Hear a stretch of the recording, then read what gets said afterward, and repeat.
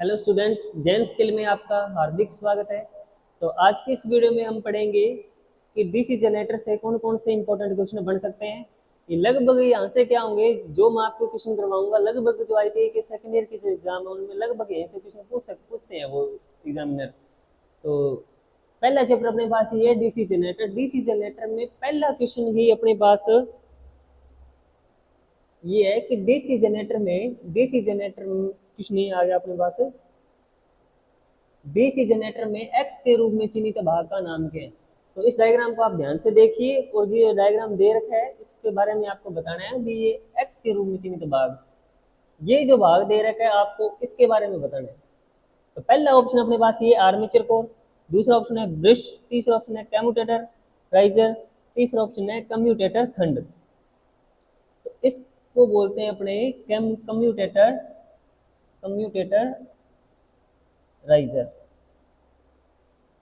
ठीक है, commutator riser का काम है क्या है, ये जितने भी आर्मेचर से जो चालक आ रहे हैं कि सारे के सारे ये कम्यूटेटर राइजर पे आएंगे। और कम्यूटेटर राइजर के आने के बाद ये कम्यूटेटर क्या करेगा, कम्यूटेटर बहुत इंपॉर्टेंट क्वेश्चन ये बनता है कम्यूटेटर का काम क्या है। हर बार लगभग क्वेश्चन में ये पूछते हैं, कंपटीशन में भी ये क्वेश्चन पूछता है और वैसे भी आपके आईटी के एग्जाम है उनमें भी ये क्वेश्चन पूछता है वो। तो कम्यूटेटर का काम क्या है, एसी को क्या करता है ये डीसी में कन्वर्ट करता है। ये क्या करता है, एसी को डीसी में कन्वर्ट करता है। दूसरा ऑप्शन ये है कम्यूटेटर को अपने दिशा परिवर्तक भी कहते हैं। क्या कहते हैं दोस्तों, दिशा परिवर्तक। कम्यूटेटर को दिशा परिवर्तक के नाम से भी जाना जाता है। ये कम्यूटेटर के राइजर है, ये बीच में जो ये क्या करेगा यहाँ पे, ये एक जो ये जो चालक बिछा रखे हैं इनके बीच में एक अचालक पदार्थ भरा जाता है। मतलब क्वेश्चन ये बनता है कम्यूटेटर खंडों के बीच में कौन सा अचालक पदार्थ भरा जाता है। तो बहुत इंपॉर्टेंट क्वेश्चन बनता है इसका, अभ्रक भरा जाता है। कम्यूटेटर खंडों के बीच में क्या भरेगा, अभ्रक भरा जाता है। अभ्रक किसके रूप में, अचालक के रूप में। किसके रूप में भरा जाता है, अचालक के रूप में, ताकि ये कम्यूटेटर के दो खंड है ये आपस में क्या ना हो जाए, शॉर्ट ना हो जाए। इस शॉर्ट सर्किट से बचने के लिए क्या करेगा, ये अभ्रक भरेगा इसके अंदर। ठीक है, नेक्स्ट क्वेश्चन अपने पास ये है दूसरा क्वेश्चन, बहुत इंपॉर्टेंट क्वेश्चन है ये भी। तो नेक्स्ट क्वेश्चन अपने पास ये है डीसी जनरेटर का भाग का नाम क्या है। तो ये डायग्राम दे रखा है आपको, इसके बारे में बताना है। तो आपको पता होना चाहिए भी एक आता है DC series generator, DC series generator. दूसरा आता है डीसी शंट जनरेटर। तीसरा आता है compound generator. Compound generator compound generator भी है कि दो प्रकार के आएंगे, एक आएगा लॉन्ग शंट, दूसरा आएगा शॉर्ट शंट। पहला आता है लॉन्ग शंट, दूसरा आता है short shunt. DC series generator में क्या होता है, केवल दो ही वाइंडिंग होगी, एक आर्मेचर की होगा, दूसरा सीरीज फील्ड वाइंडिंग होगी। ठीक है, ये जो सीरीज फील्ड वाइंडिंग होती है ये आर्मेचर के कौन से क्रम में लगाई जाती है, ये श्रेणी क्रम में लगाई जाती है, इसलिए इसको बोलते हैं सीरीज जनरेटर। बहुत इंपॉर्टेंट क्वेश्चन ये भी बनता है कि ये डीसी सीरीज वाइंडिंग है, डीसी सीरीज फील्ड वाइंडिंग है जो ये मोटे तार की बनेगी। ये किसकी बनेगी, मोटे तार वह कम टर्नों की बनाई जाती है।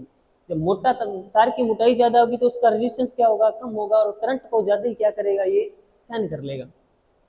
ठीक है, तो इस क्वेश्चन और डीसी शंट जनरेटर में क्या होगा, जो शंट फील्ड वाइंडिंग होती है ये आर्मेचर के पैरेलल क्रम में लगाई जाती है, आप पढ़ के आए हो।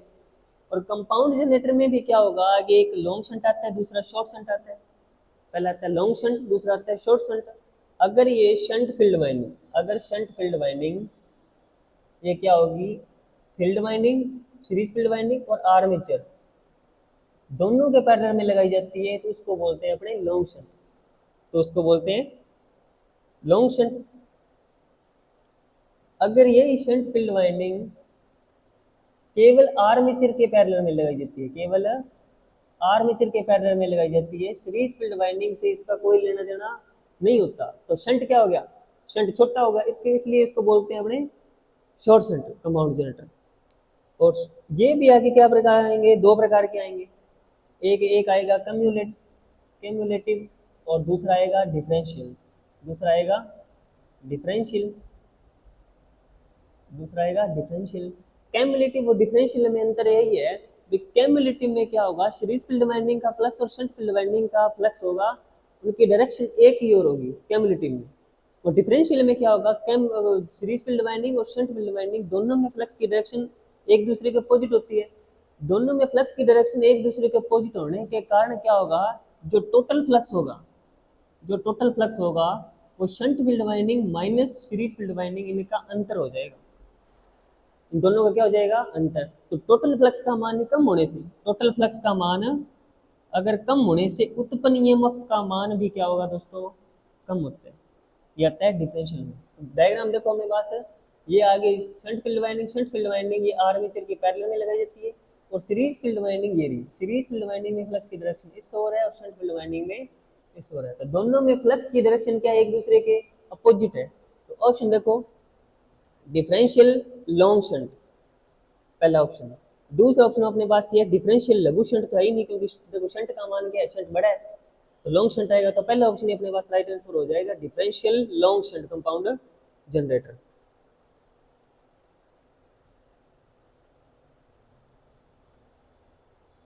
तीसरा क्वेश्चन अपने पास है, डीसी जनरेटर में प्रेरित ईएमएफ की दिशा ज्ञात करने के लिए किस नियम का प्रयोग किया जाता है। तो प्रेरित ईएमएफ की दिशा ज्ञात करने के लिए किस नियम का यूज किया जाता है, तो पहले ऑप्शन अपने पास ये है कॉर्कस्क्रू नियम, ये भी हो सकता है। दूसरा ऑप्शन है दाहिने हाथ की हथेली का नियम, भी ये भी हो सकता है। तीसरा ऑप्शन में फ्लेमिंग के बाएं हाथ का नियम, और चौथा ऑप्शन है फ्लेमिंग के दाहिने हाथ के नियम का प्रयोग। बी ऑप्शन अपना राइट है। तो डीसी जनरेटर में प्रेरित ईएमएफ की दिशा ज्ञात करने के लिए आपको क्या करना पड़ेगा, फ्लेमिंग के दाहिने हाथ की हथेली के नियम का, फ्लेमिंग राइट हैंड रूल का प्रयोग किया जाता है। तो चौथा क्वेश्चन अपने पास ये है, डीसी जनरेटर में उत्पन्न ईएमएफ की गणना करने के लिए किस सूत्र का प्रयोग किया जाता है। उत्पन्न ईएमएफ की गणना करने के लिए किस सूत्र का प्रयोग किया जाता है। तो उत्पन्न ईएमएफ की गणना करने के लिए ईएमएफ बराबर क्या होगा, ये होता है, आपको फॉर्मूला पता है, ये P5ZN 60 इंटू ए। इस सूत्र का आपको क्या करना पड़ेगा, प्रयोग करना पड़ेगा। यहीं से क्या पूछता है एग्जाम में, कई बार न्यूमेरिकल भी पूछ सकता है, वो आपको आना चाहिए। तो यहाँ पे P का मतलब यहाँ पे पोल्स पे डिपेंड करेगा, फ्लक्स पे डिपेंड करेगा, जो फ्लक्स का मान कितना कट रहा है।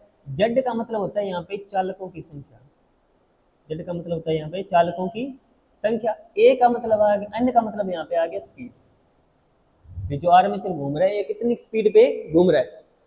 ए यहाँ पे क्या है, ए का मान होता है समांतर पथों की संख्या कितनी है। आर्मेचर पे जब आप वाइंडिंग करोगे तो दो प्रकार से करोगे, एक लेप वाइंडिंग होता है, दूसरा वे वाइंडिंग होता है, ठीक है। तो लेप वाइंडिंग में क्या होता है, ए बराबर आपको पता ही है पी होता है, और वे वाइंडिंग में क्या होता है, ए बराबर क्या होता है, समांतर पथों की संख्या हमेशा कितनी होती है। तो ये भी बहुत इंपॉर्टेंट क्वेश्चन है, ठीक है। तो आंसर आप बताइए इसका कौन सा होता है। तो P5ZN 60 इंटू ए, सी ऑप्शन बिल्कुल राइट आंसर है इसका।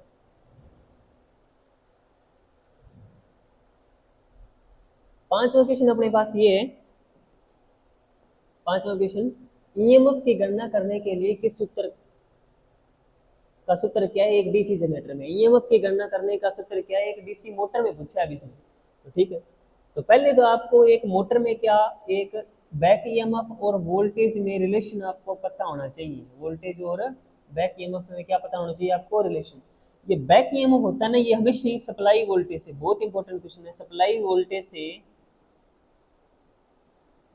ईबी का मतलब होता है बैक ईएमएफ। ईबी को फर्स्ट ईएमएफ के नाम से भी जाना जाता है दोस्तों। कई बार क्वेश्चन ये भी पूछ सकता है, बैक ईएमएफ को काउंटर ईएमएफ के नाम से भी जाना जाता है, काउंटर ईएमएफ के नाम से भी जाना जाता है। ये जो ईएमएफ होता है ये सप्लाई वोल्टेज से हमेशा क्या होगा, पीछे होता है। सप्लाई वोल्टेज से हमेशा क्या होता है, पीछे होता है बैक ईएमएफ, ठीक है। तो ऑप्शन अपने पास क्या है, बी। तो इसका फॉर्मूला बनेगा बी बराबर क्या बनता है, ई बी प्लस आई ए और आर ए।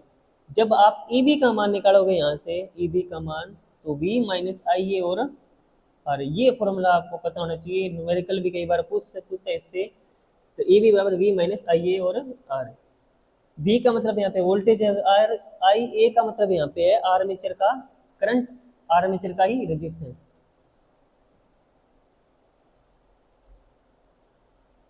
नेक्स्ट क्वेश्चन अपने पास,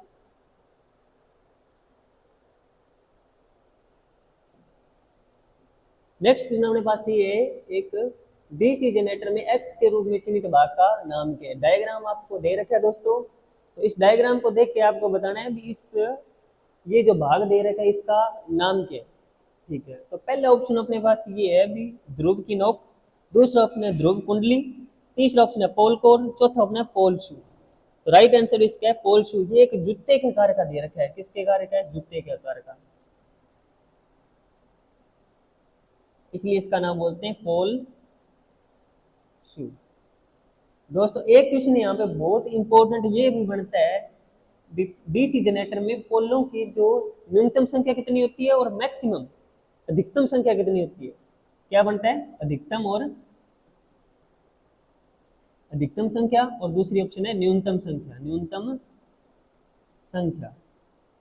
तो डीसी जनरेटर में पोलों की अधिकतम संख्या कितनी होती है दोस्तों, 8 होती है, और न्यूनतम संख्या कितनी होती है, 2 होती है। बहुत दोनों ही बहुत ज्यादा इंपॉर्टेंट क्वेश्चन है ये। डीसी जनरेटर में पोलों की अधिकतम संख्या तो कितनी होती है, 8 होती है, और न्यूनतम संख्या कितनी होती है, 2 होती है। ठीक है, नेक्स्ट क्वेश्चन अपने पास, नेक्स्ट क्वेश्चन अपने पास है डीसी जनरेटर का नाम क्या है। ये इस डीसी जनरेटर का आपको नाम बताना, एक सर्किट डायग्राम दे रखा है, इसको देख के आपको बताना है। तो डायग्राम में देखो यहाँ से इसने डीसी सप्लाई दे रखी है, फ्यूज वगैरह भी लगा रखे हैं, एक पोटेंशियोमीटर भी लगा रखा है इसने यहाँ पे, आर में ये एम्पियर मीटर दे दिया डीसी का, और ये दे दी इसने फील्ड वाइंडिंग। इस फील्ड वाइंडिंग को इसने क्या कर रखा है, अलग से ही क्या कर रखा है, सप्लाई दे रखी है, अलग से ही क्या कर रखी है इसने, सप्लाई दे रखी है। आर्मेचर और फील्ड वाइंडिंग का देखो वैसे कोई विद्युतिक रूप से कोई कनेक्शन नहीं है इसमें। तो पहला ऑप्शन देखो शंट जनरेटर, दूसरा ऑप्शन है सीरीज जनरेटर, तीसरा ऑप्शन है यौगिक जनरेटर, चौथा अलग से उत्तेजित जनरेटर। तो देखो डायग्राम से ही आपको पता लग रहा है भी इसके फील्ड वाइंडिंग को उत्तेजित करने के लिए इसने अलग से पृथक से सप्लाई की व्यवस्था कर रखी है, इसलिए इसको बोलते हैं अलग से उत्तेजित डीसी जनरेटर।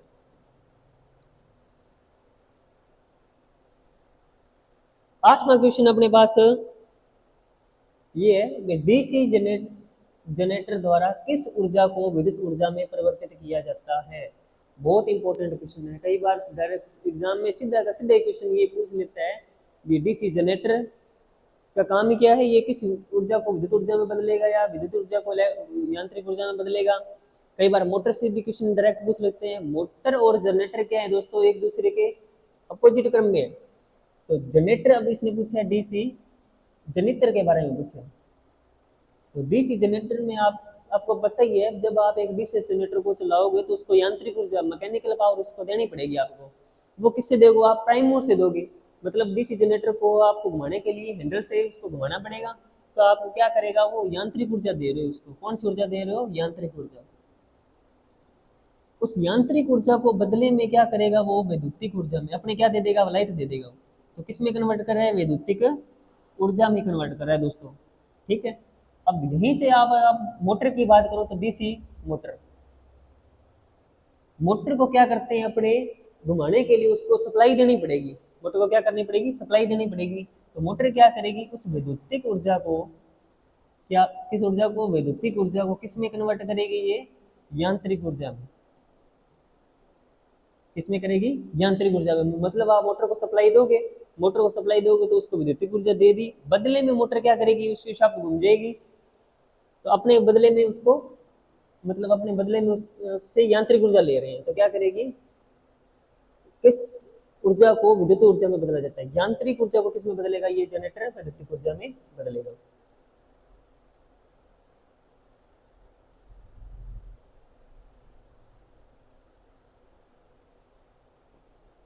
नेक्स्ट क्वेश्चन अपने पास ये है कि डीसी जनरेटर की फील्ड का नाम क्या है। ये आप इसमें देखो फील्ड का नाम दे रखे, ये पोल शू दे रखे, इसने इस पे इसने वाइंडिंग कर रखी है, इसने क्या कर रखी है, वाइंडिंग कर, इसमें फ्लक्स की डायरेक्शन दोनों में देखो, इस और इसमें तीनों में इस और दे रखी है इसमें। मतलब इसने क्या कर रखा है, मैंने थोड़ी देर पहले ही आपको बता के आया हूँ, जिसमें फ्लक्स की डायरेक्शन सेम होती है वो कैमुलेटिव कंपाउंड जनरेटर होता है, जिसमें फ्लक्स की डायरेक्शन एक दूसरे के अपोजिट होती है। मतलब सीरीज फील्ड वाइंडिंग और शंट फील्ड वाइंडिंग का फ्लक्स होता है वो एक दूसरे के अपोजिट क्रम में होता है, एक दूसरे के अपोजिट क्रम में होते हैं, तो वो डिफरेंशियल कंपाउंड जनरेटर ही होता है। तो इसमें देखो इस डायग्राम में इस फ्लक्स की डायरेक्शन इधर दे रखी है और इन तीनों में इधर दे रखी है, तो मतलब फ्लक्स की डायरेक्शन एक दूसरे के अपोजिट दे रखी है। तो लघु शंट यौगिक generator, long shunt compound generator, ये तो आप नहीं कर सकते इसमें। तो सी ऑप्शन है विभेदक, मतलब डिफरेंशियल कंपाउंड जनरेटर, तो सी ऑप्शन आपका बिल्कुल राइट आंसर हो जाएगा, क्योंकि फ्लक्स की डायरेक्शन दोनों में अपोजिट है। फ्लक्स की डायरेक्शन अपोजिट है तो डिफरेंशियल करोगे आप। समझ में आ रहा है कि नहीं आ रहा, बता देना अब।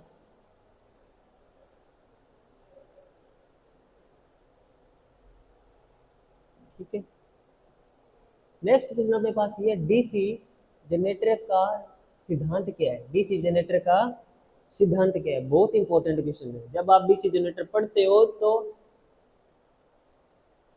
पढ़ने के बाद तुरंत बाद ये इसका नियम आता है भी डीसी जनरेटर किस सिद्धांत पे काम करता है, वर्किंग प्रिंसिपल डीसी जनरेटर की।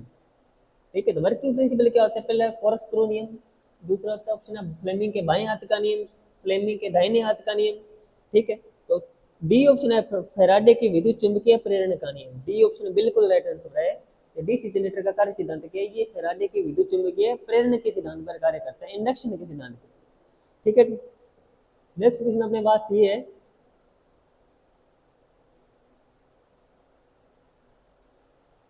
ये बहुत इंपॉर्टेंट क्वेश्चन है। गतिशील रूप से प्रेरित ईएमएफ के लिए सूत्र क्या है। गतिशील रूप से प्रेरित ईएमएफ के लिए सूत्र क्या है, तो पहला ऑप्शन है बीएलवी वोल्ट, बी ऑप्शन है बीएलवी बीएल साइन थीटा, तो सी ऑप्शन है बीएलवी साइन थीटा। तो डी सी ऑप्शन इसका बिल्कुल राइट आंसर है, BLV sine theta. BLV sine theta, B का मतलब यहाँ पे होता है फ्लक्स घनत्व, फ्लक्स घनत्व बोलते हैं जिसको आप।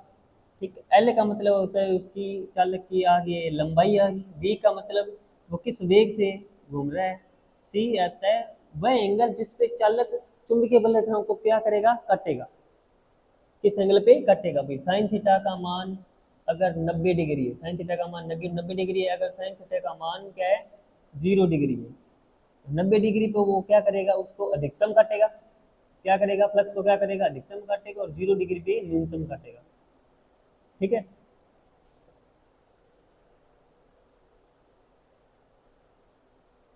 12वां क्वेश्चन अपने पास ये है, चुंबकीय क्षेत्र की दिशा ज्ञात करने के लिए किस नियम का प्रयोग किया जाता है।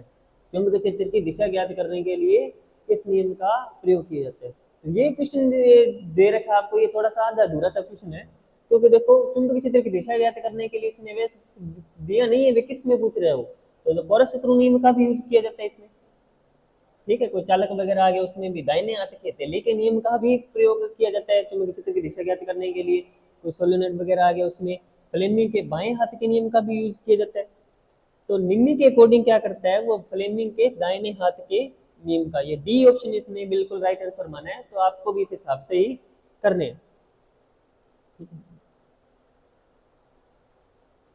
13वां क्वेश्चन अपने पास ये है, डीसी जनरेटर का भाग का नाम क्या, डीसी जनरेटर के भाग का नाम क्या, डीसी जनरेटर के भाग का नाम क्या। डायग्राम आपको दे रखा है, आपको इसकी डायग्राम देख के आपको पता लग रहा है भी ये क्या है, ये स्टेटर नहीं है, ये पोल कोर भी नहीं है, पोल शू भी नहीं है, ये क्या है, योक या फ्रेम होती है। बहुत इंपॉर्टेंट क्वेश्चन, ध्यान से देखना।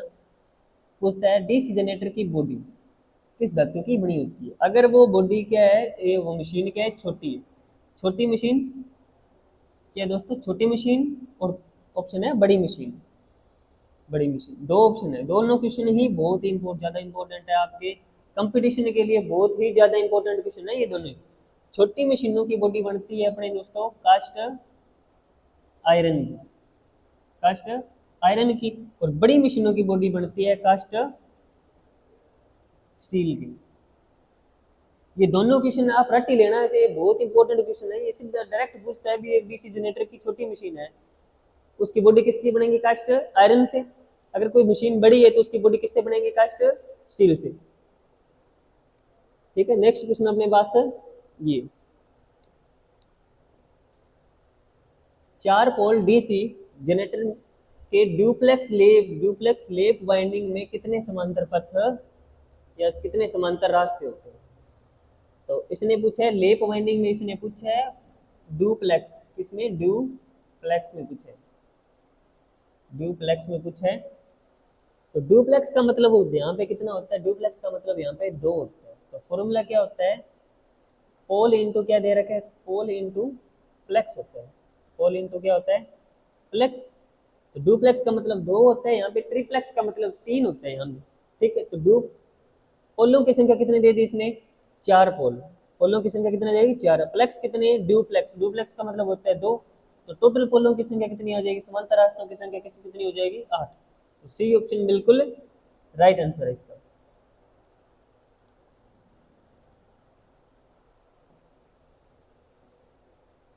देखो डीसी जनरेटर के भाग का नाम क्या, डायग्राम दे रखा है। तो डीसी जनरेटर में क्या करता है, लगभग डायग्राम से 15 क्वेश्चन आपने बढ़ के आए हैं, 14-15 क्वेश्चन। तो इसमें लगभग इसने डायग्राम भी पूछे, तो डायग्राम आपको पता होना चाहिए। तो ये डायग्राम दे रखा है इसने, ये इसके खंड से दे रखे हैं इस तरीके से। तो इस सभी डायग्राम का वो नाम पूछ रहा है। साइड एंड प्लेट्स नहीं है, option. Pole shoe and lamination भी नहीं है, कैम्पटेटर के खंड भी नहीं है, गलत ऑप्शन है। तीसरा ऑप्शन है core armature core lamination, armature core lamination, D option बिल्कुल राइट आंसर है। ये आर्मेचर को लेमिनेशन करने का उद्देश्य क्या है, लेमिनेटेड करने का उद्देश्य क्या है। ठीक है, पहले बहुत इंपॉर्टेंट क्वेश्चन बनता है ये, आर्मेचर को लेमिनेटेड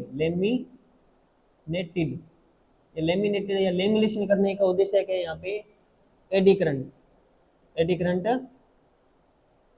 लॉस को क्या करने के लिए, कम करने के लिए उसको लेमिनेशन किया जाता है।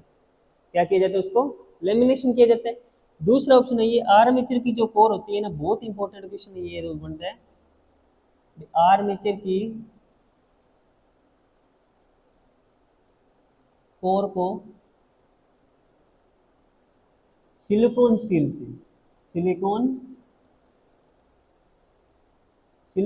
से बनाने का उद्देश्य क्या है। आर्मेचर की कोर है उसको सिलिकॉन स्टील से ही क्यों बनाया जाता है, क्योंकि हिस्टेरेसिस लॉस होता है, हिस्टेरेसिस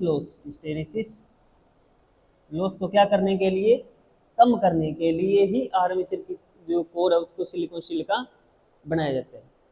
तो आज की इस वीडियो में आपने क्या किया है दोस्तों, 15 क्वेश्चन आपको मैंने करवा दिए। ठीक है, अगर आपको ये वीडियो अच्छी लगी है तो आप कमेंट करके बता देना, जो भी इसमें कमी वगैरह होगी आप हम कोशिश करेंगे आपको बढ़िया तरीके से करवा दें। तो नेक्स्ट वीडियो में हम बढ़ेंगे, 15 से जितने भी आगे क्वेश्चन है वो करवाने की आपको कोशिश करेंगे। Thank you.